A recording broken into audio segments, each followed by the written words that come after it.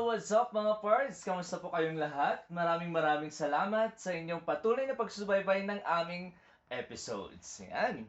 Ito po muli ang inyong pards, Tigo. At ako naman ang inyong parts, Ken, para sa Taraki Talks. Ayan. And then, na-happy lang ako kasi parang magkakakulay tayo ng buhok ngayon. Puro highlights. O, diba? Ayan. Yung isa natural. Okay na. Pero anyway, stay put lang kayo dyan mga parts dahil bagong episode, panibagong kwento na naman ang ating mapapakinggan ngayong araw na ito. Kaya, bago ang lahat, pasalamatan din naman namin ang aming mga sponsors. We have St. Joseph Driving School, we have Richard Kilaan Law Office, Cabato Medical Clinic, North Coast Laboratories, The Richie Salon, Taraki Marketing Center. Ayan. So, alam nyo na kung saan yung buhok. Anyway, mga parts, maraming salamat sa patuloy na panonood ng aming mga episodes sa Taraki TV. And now is another new episode naman. And we will be talking about photography. Diba? Naman. Aside from photography, andito rin ang pagiging isang DJ. Kaya medyo nice eyes ko na ngayon. Kaya i-modulate ang ating voice. Ayusin na natin. Anyway, mga parts, ang ating guest ngayong araw is actually Baguio boy siya. Dito na siya lumaki, pero yung origin nila kasi is in Manila, but they migrated here in Baguio. So, kabisado na lahat ng kasulok-sulukan ng Baguio City naman. Yes, alright? exactly. And then he graduated dun sa St. Louis University with a bachelor's degree of mass communication. Yan, mass communication siya. And then he was telling earlier about the 120 hours na parang OJT. Parang it's similar to our OJT now. And then hindi naman nag-work, pero napunta siya sa isang radio station.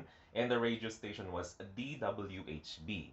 And then after the 120 hours training, na-absorb din siya as DJ. Alright, and then he transferred dun sa DZWR, FM, similar pa rin siya as a DJ. And then nag-research din siya for the Bishop's House for 1 year. And aside from that, pumunta naman siya sa Texas Instruments as training assistant. Alright, so audiovisual for 3 years. And then after that, yun na, full-time photography. And he took good care of Color World for about 20 years. Ayan. So, ladies and gentlemen, mga parts Kataraki, let us all welcome our Manong for today, Manong Rick Manuiquis. Hello, good morning. Or whatever time you're watching this. Hello po, mga parts natin. Ayan. So, ito na po si ating Manong. Manong Rick. Uy, Manong Rick, ano yung naging influence ninyo before time pa? Why did you take mass comm po? Oh, that's a nice question. No, it wasn't my original intention. I originally came from College of Architecture. At first, I wanted to do fine arts. But then, I wasn't allowed to go to Manila. And at that time, wala pang fine arts dito. Yes. So, the closest I could get was architecture. But I did not last there. I was there for about maybe 2.5 years. And then, sayang. But I learned a lot. I was able to make use of it. And then, when I was shifting, I did not know what course to take. And then my friend was with me, and then he said, eto mga available courses. Tapos nakita ko, mass communication. Mukhang maganda yan, sabi ko. Yun. So that's why I took mass communication. But during that time, was it a trend ba? Mass communication? I would not know. I would not. Mukhang ang trend noon is mining engineering, mga ganun siguro. Pero mass communication, I think, is a new. It was new then. Dati. Di ba? Ayan. And then after nung mass communication na, he started working as a DJ. How was it working naman as a DJ in a radio station, sir? That AM and FM, no? Yes. That was fun. I learned a lot there. I started out as a DJ, and then I worked my way up sa radio station until I became, first I became the secretary and traffic manager, and then the news director, before I transferred radio stations. News director muna. What specific jobs yung news director? Yeah, you take care of what comes out in your newscasts.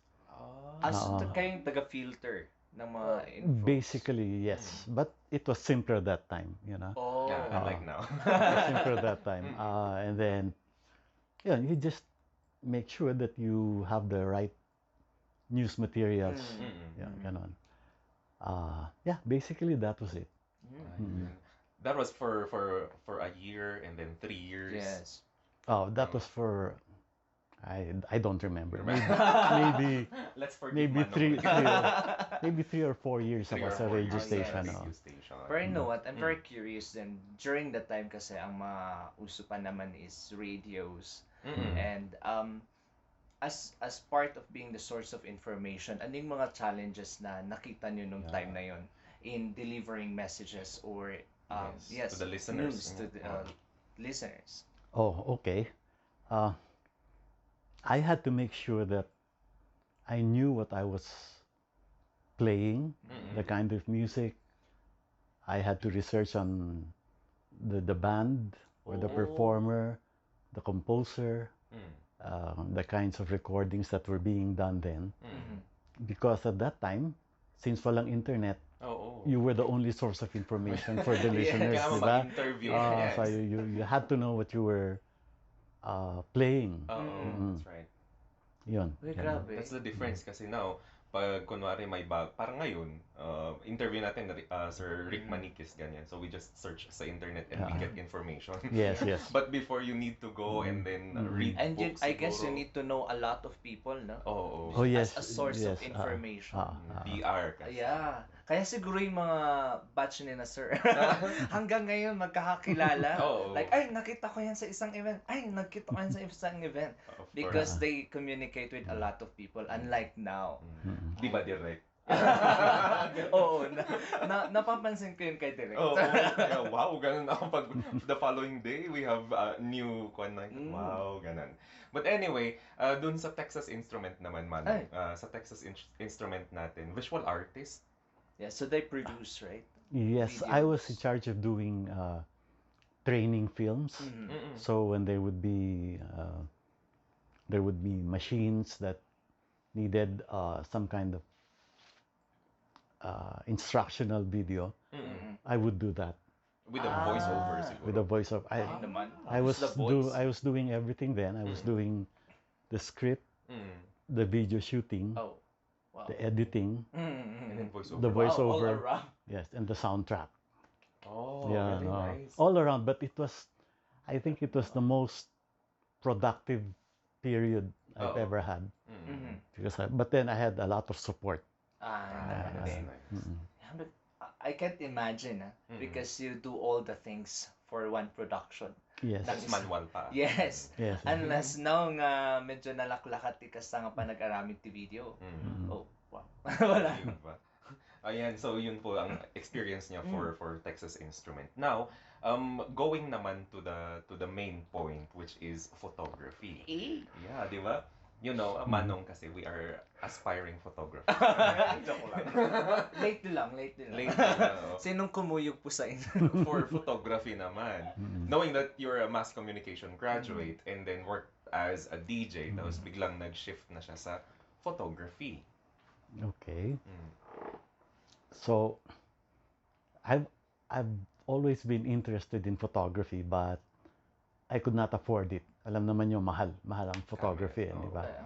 So, I only started my photography after college na. Actually, after my stint sa radio, radio broadcast, so several years after college. And I had a very good friend who gave me the opportunity by offering me a camera with a lens. So he offered you? He offered 1 year to pay, and I could not say no. Of course, Okay. diba? Yeah, 1 year.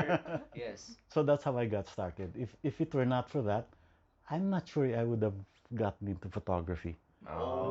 Very restrictive yung cost. Yes. Well, since it was offered to you and starting, what's your greatest influence during the time that you started taking photos already? Oh, at that time, first I have a little background that helped me a lot. I was I did painting lessons during my high school years. Mhm. So I had a little background on color combination, Ah. composition, and I had a very good teacher who Mm-mm. gave me some very nice tips on how to improve my image making skills, Mm-hmm. which I applied until I got into photography. So that helped me a lot. Color. Mm. Ano Oo nga yun? eh. Paano yun? Sa color. No, kasi Yes. kasi sa painting, 'di ba, you have to choose your Combine.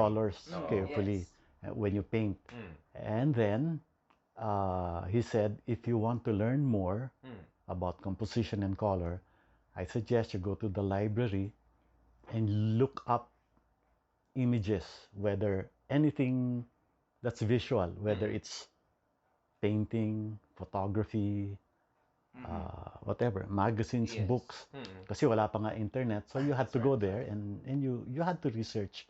So I made it a point to research on everything visual. So I did photography. I studied the images of Japanese art, Mhm. especially Uy. the Zen feel of art. That's what that's what I learned. Minimalist, Mm. and so many things. And then he said, what you do is you flood your mind Mm-mm. with images, so that when you start taking pictures, you have a big image bank that you're bringing with you. Oh. That's Diba? one thing din Oo. talaga. So sabi niya, just remember this, the pictures that you see on magazines and in books, Mm-mm. before they get published, they will go through so much editing and scrutiny. So that means those are the best of the best. Right, Yes. right. So up to now, I still practice that.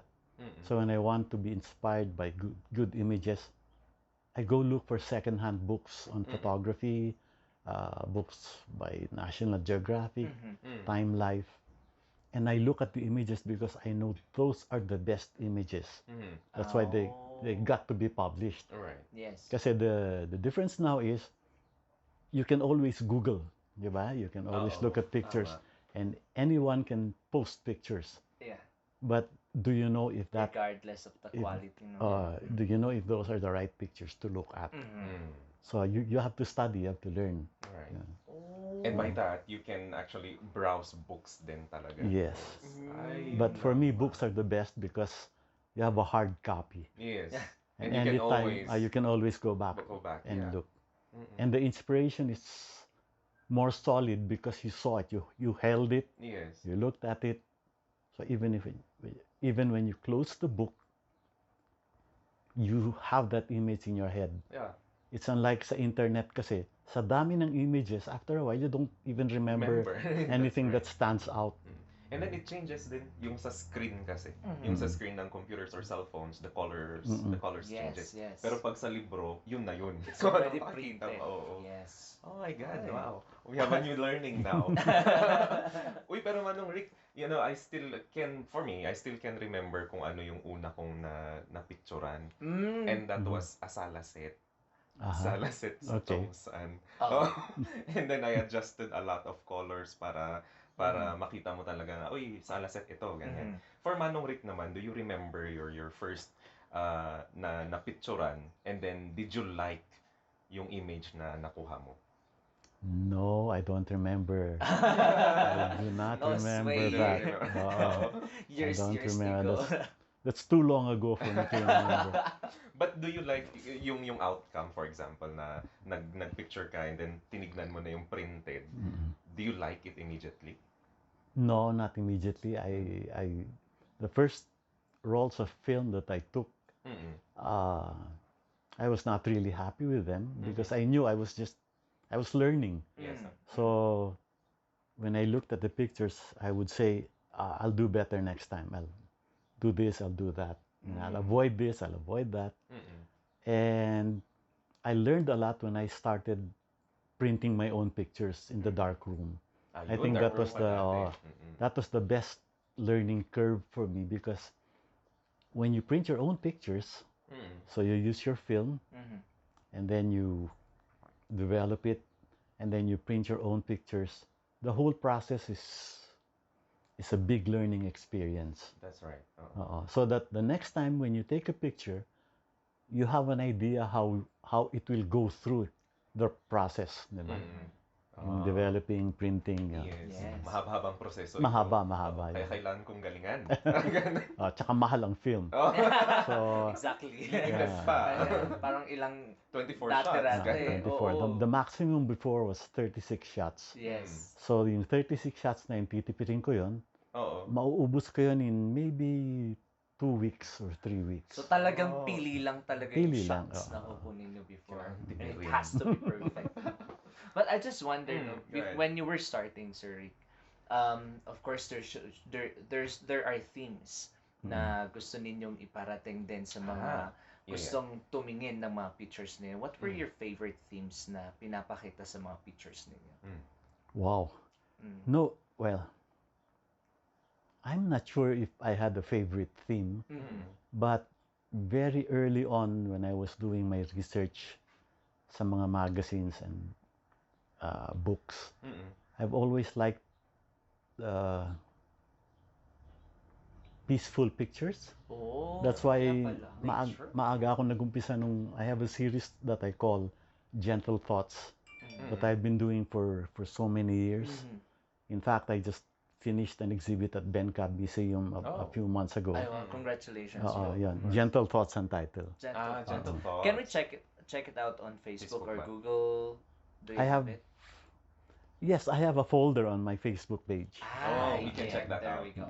Check it out. Actually, I have so many folders. I have a folder on Gentle Thoughts. I have a folder on portraits. I have a portrait on travel. Kakaiba. Magkakaiba. Because I like all kinds of photography. So the Gentle Thoughts, that's calmness siguro. No? Yes, Right. yes. So it's more of nature kaya manong or Mostly nature. Mostly yun. nature. Mostly close-ups that are different. Oh. I have a different technique for shooting it. So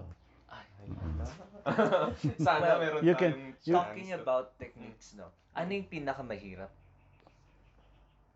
Nakunan. Oo. Kasi for us, for beginners, siguro, madali ang sarap.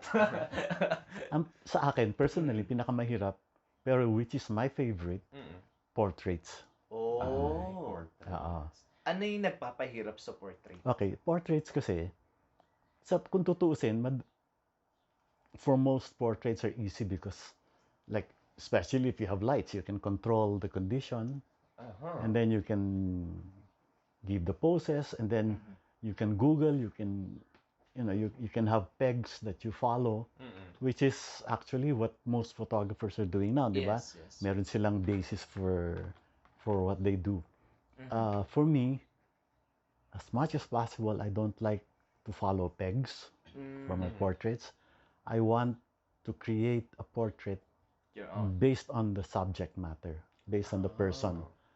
And I want to project an aspect of the personality of the person. Hindi yung, well, I'm not so much for glamour photography, fashion photography. Of course, I do that. I enjoy that. I have a lot of work that goes with that. But my present style of portraiture is I want a very, I don't know, how to describe that. Well, a certain mood created by the portrait. It's like Mona Lisa, parang ganun. Something like that. Yes. Oo.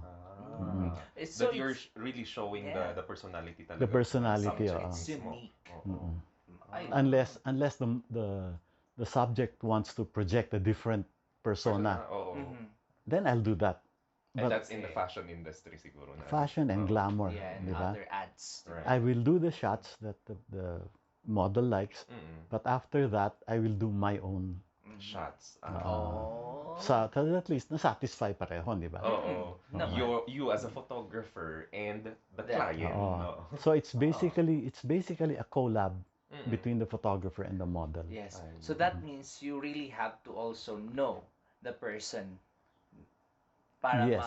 malaman mo yung personality din. As much as you can, but sometimes you don't have that luxury, di ba? Kasi kung minsan doon mo lang makakausap yung model mo during the shoot, and then you try your best to come up with pictures that interpret the personality of the person. Ayan. Dahil dyan, Manong, wala lang. Gusto ko lang mag-passes. How are we going so far? Yes, since we are talking about nga the portrait, meron akong nakunan. Ipakita mo sa screen. Haba. You have to like. Ganyan. Yes. Yan po. So, ipapasses natin kay Manong. This is portrait, considered portrait po ba? Yes, it is. So, what do you think about this photo, Manong? Yes, that is good. Nice texture because of the background. Yan. Tsaka yung hindi siya nakasmile, which I like. I prefer that. Di ba? Mysterious. May pagka-mysterious. Like for this, medyo mataas yung point of view mo. When you're shooting a girl, pag mas mataas ka, there's that look that's very appealing. Oo, kasi parang iba yung tingin pag galing sa baba at nakatingin sa camera. Oo. Na mas mataas yung photographer compared to the mataas, oo. That's why ganun yung kanyang eye. But not all the time, of course. Oo. Kasi ako most of the time head on. Same level lang. Same level. I see. So, if you would grade this 1 to 10, 10 as the highest, I would put that as 7.5. Pang IELTS. Pasado. Ayan. I was also directed by Direk actually. Okay. Kung paano kunin ang, kasi nga kami, basta kami ngayon lang mag-click akala na. namin maganda na, hindi pa pala.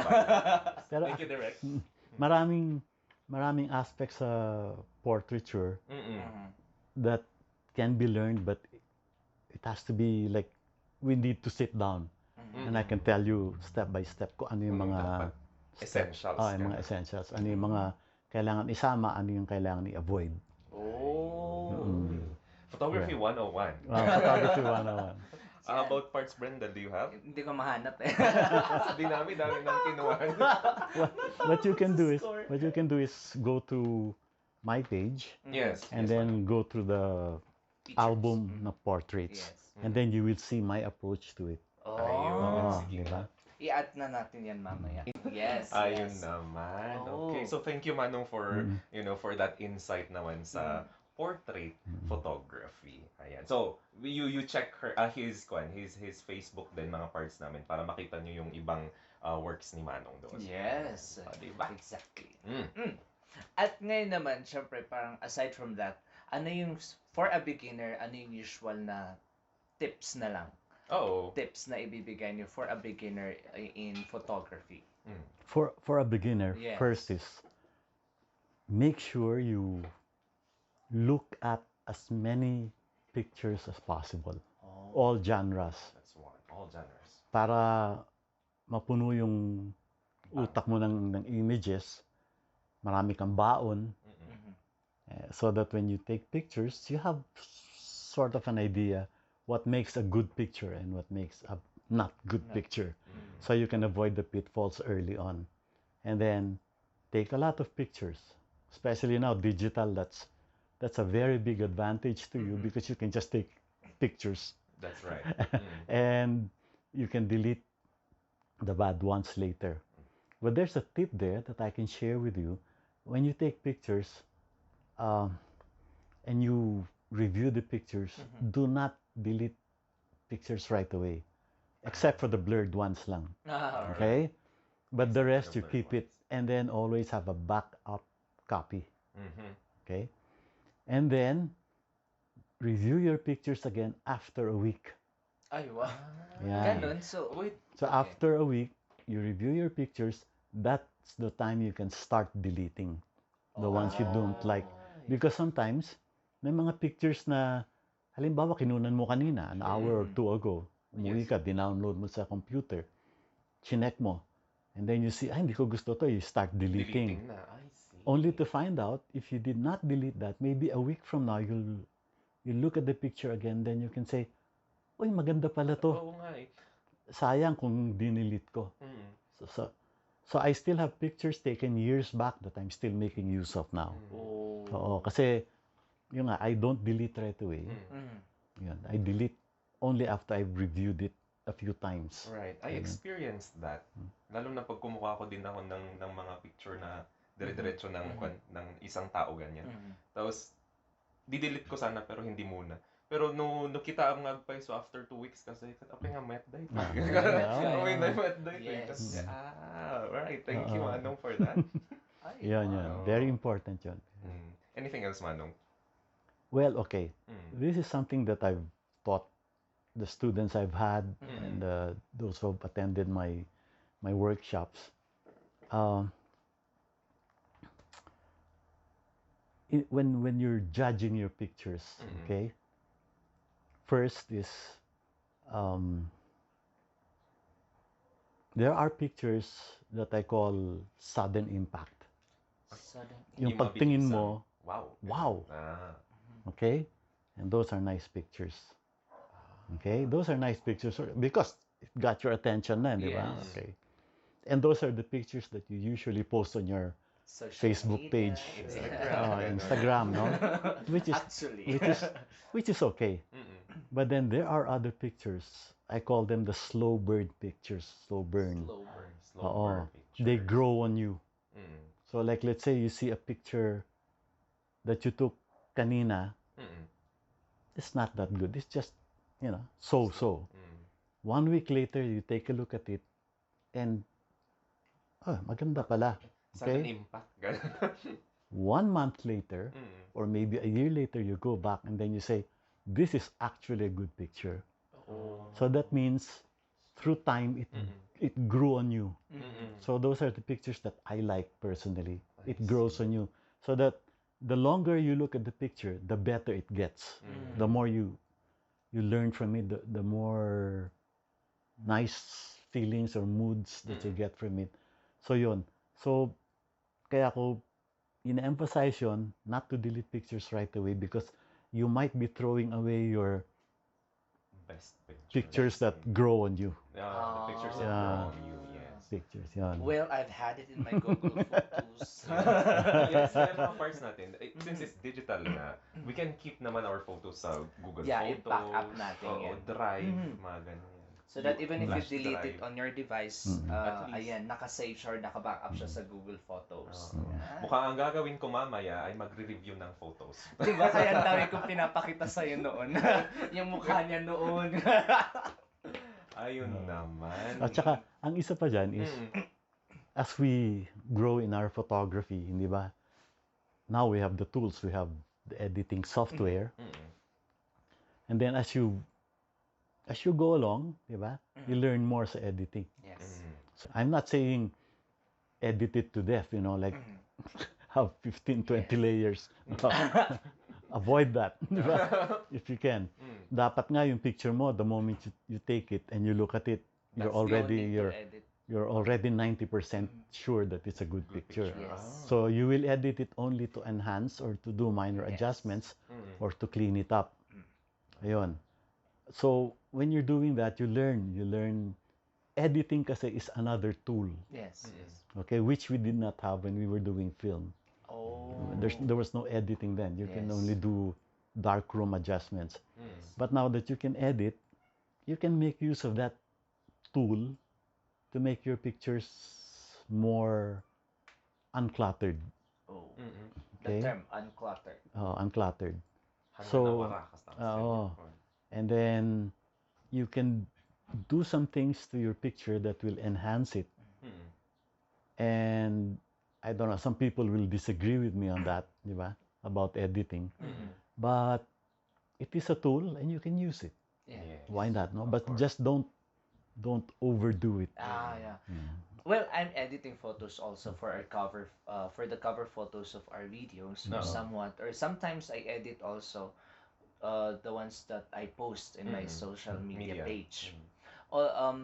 I just wonder, curious lang ako kung ano ba dapat for a good picture, ano yung dapat na ginagalaw mo lang? Is it, for example, sa lightness? Mga ganun. Yes, contrast. Ano yung mga dapat ginagalaw lang for a good picture? Basically, yun lang. level of light, di ba? Yan, brightness, contrast, color. And then as much as possible, your editing is a single image, single layer. Oh, Unless it's really an intentional montage or, yung pinagsama-sama. Pero as much as possible, it should be a single layer. And then the other thing there is to be able to figure out what is a good picture. If you can, get together with a bunch of your co-hobbyists, di ba? And then put up an exhibit. There's nothing like having an exhibit to hone your artistic skills. Kasi pag mag-exhibit ka, you're very critical because you'll have it printed, di ba? Yes. And and people will see it.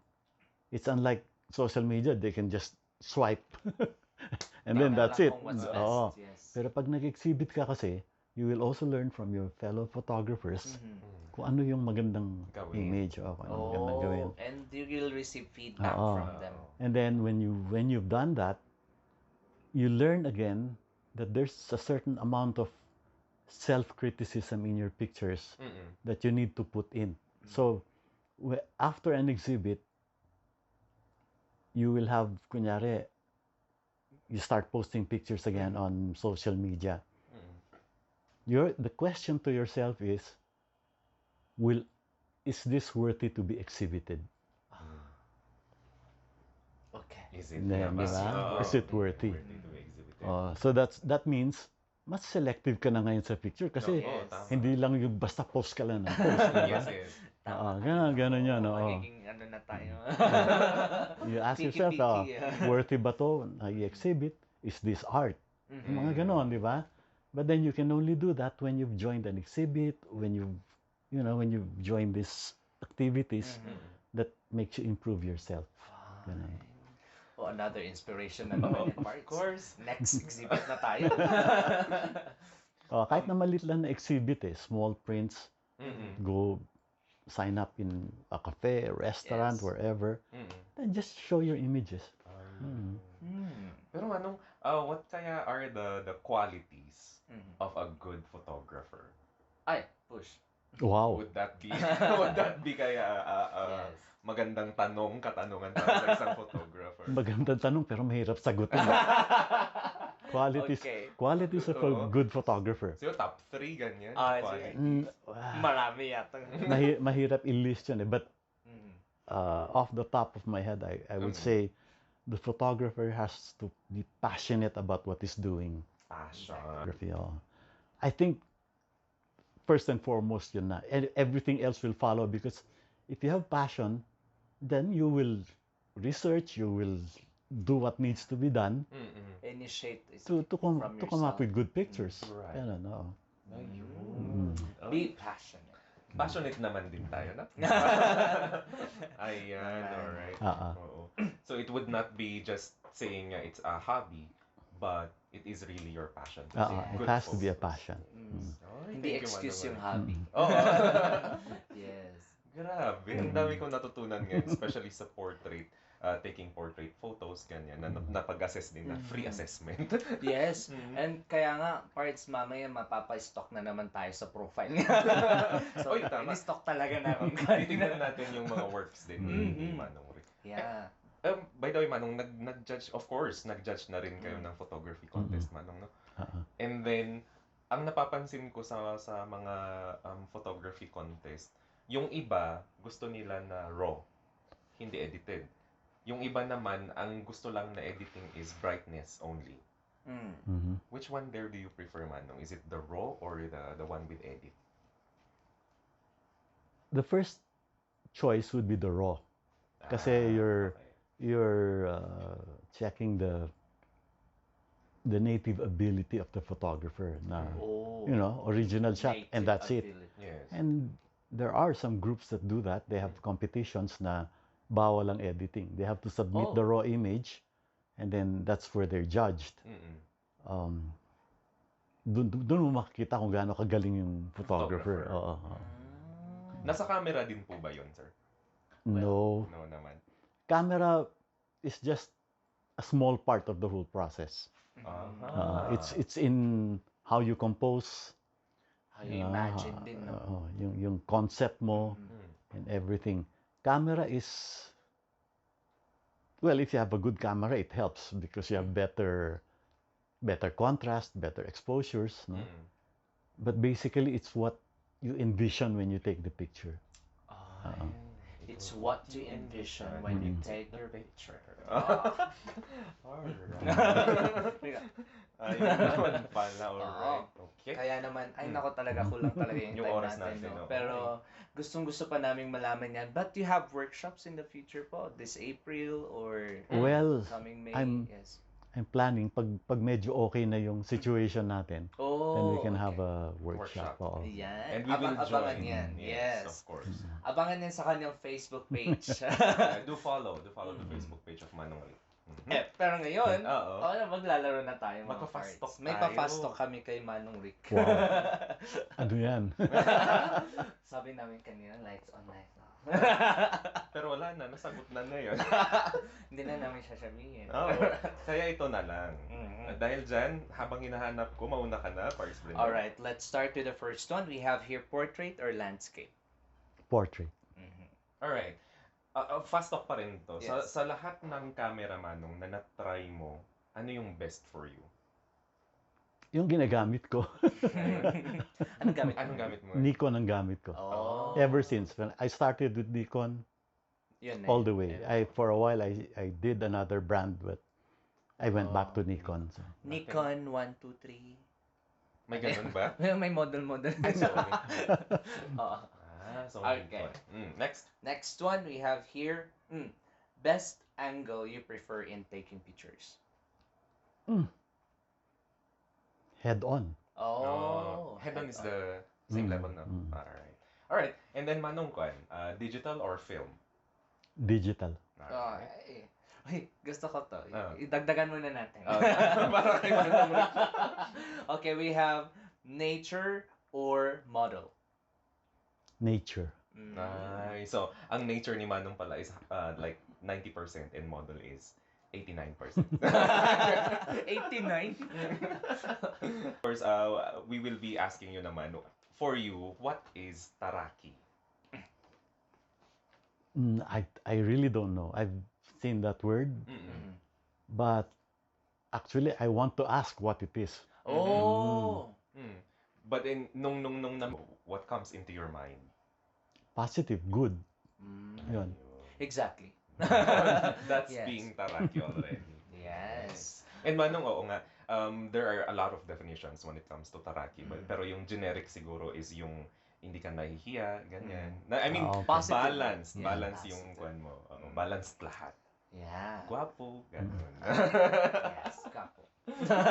Alright, mga parts namin. So, ngayong araw na naman na ito, we have learned a lot of things, especially in photography, on being a DJ, and of course, dun sa work din ni Manong natin sa Texas Instruments. Yeah. Visual artist. Yes. And if you want to see more or know more about his works, kindly visit his Facebook profile daw po pala. Ano pa pala pangalan natin sa Facebook? My name, Rick Manuiquis ako. Ayan, Rick Maniniyot. Okay, or Pati sa Instagram, yun din. Ay, pa-follow natin siya. Facebook and Instagram. Yan, pa-follow na rin mga parts. And we are excited to see yung isang folder niya doon na exhibit niya sa Bencab. Yes.